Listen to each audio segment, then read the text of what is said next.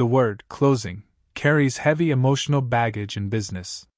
It often conjures images of aggressive salespeople using manipulative tactics or artificial urgency to force a reluctant buyer into a decision they are not ready to make. But closing a sale does not have to be confrontational or high pressure. In its best and most authentic form, closing is simply helping someone who has a genuine need take the next logical step towards solving their problem. If you have done a good job understanding the prospect's current situation, demonstrating how your solution addresses their specific challenges, and building trust throughout the conversation, the close should feel entirely natural, not forced. This video explains how to close sales in a way that respects the buyer and creates long-term client relationships rather than one-time transactions. By focusing on alignment rather than persuasion, you can turn sales conversations into collaborative decision-making sessions, making the sales process enjoyable for both you and your clients. The foundation of a pressure-free close is a thorough discovery process. If you have spent the first part of the conversation asking genuine questions about the prospect's situation, understanding their challenges, and confirming their goals, you have the information you need to present a relevant recommendation. The close is simply the moment where you connect your solution to their stated needs and ask whether they would like to move forward. The quality of your close is determined by the quality of your listening. When you listen carefully, you do not have to guess what matters to the buyer. They have already told you exactly what they want to achieve. A common mistake is treating the close as a separate, distinct event at the end of the conversation. In reality, the close should be a natural continuation of the dialogue you have been having. Throughout the discussion, you should build toward this moment by asking validation questions like, if we could solve this problem, what would that mean for your business? And is this the kind of outcome you are looking for? These questions act as trial closes that gauge the prospect's interest and readiness without applying pressure. They allow you to test the waters and address minor concerns before asking for a formal commitment. The simplest closing framework to use is a summary close. You recap what the prospect told you about their situation, summarize how your solution addresses their specific challenges, and ask whether they would like to proceed. For example, you can say, based on what you've shared, it sounds like your main challenges are X and Y. Our service addresses those specifically by doing A and B. Would it make sense to move forward with this? This approach is effective because it reminds the prospect of their own words and connects their needs directly to your solution, making it simple for them to see the logical value of moving forward. Another effective approach is the next steps close. Instead of asking for a commitment, you ask about the next logical step. What would the next step look like on your end? Or what does your decision-making process look like? These questions move the conversation forward without creating a yes or no pressure point, revealing important information about their process. Timing your close is critical. Asking for the sale before the prospect is ready creates pressure and damages trust.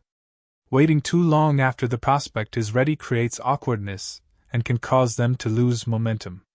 The signals that a prospect is ready to close include asking detailed questions about implementation, discussing internal logistics like budget approval or team onboarding, requesting references or case studies for validation, and verbally expressing that your solution seems like a good fit.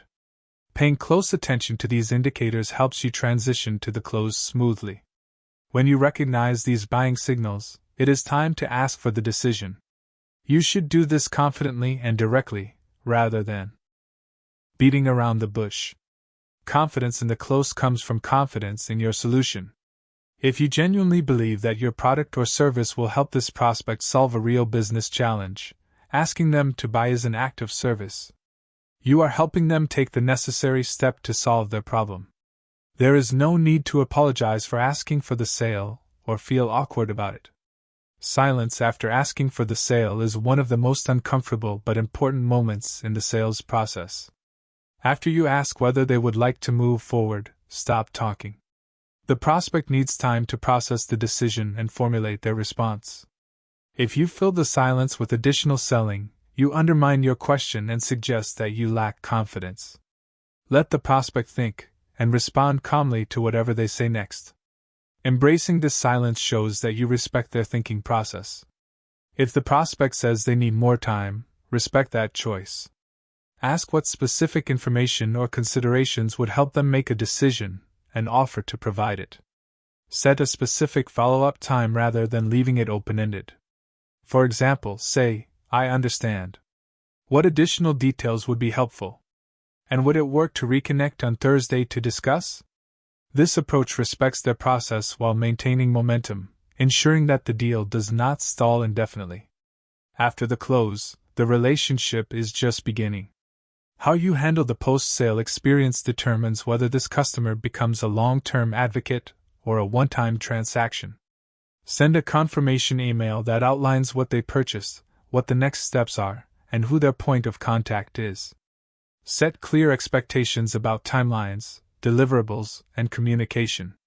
The transition from prospect to customer should feel seamless, organized, and reassuring, proving to the client that they made the correct choice in choosing your business. The buyers who feel the most positive about their purchase are the ones who felt in control throughout the entire process. They were not pressured into a decision, and they were not surprised by hidden costs or unexpected terms. They had their questions answered, their objections addressed, and their timeline respected.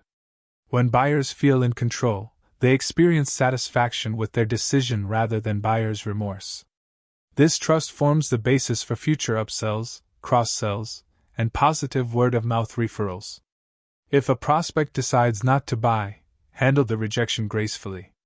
Thank them for their time, ask whether you can follow up in the future, and leave the door open for a future conversation. How you handle rejection says more about your company than how you handle success.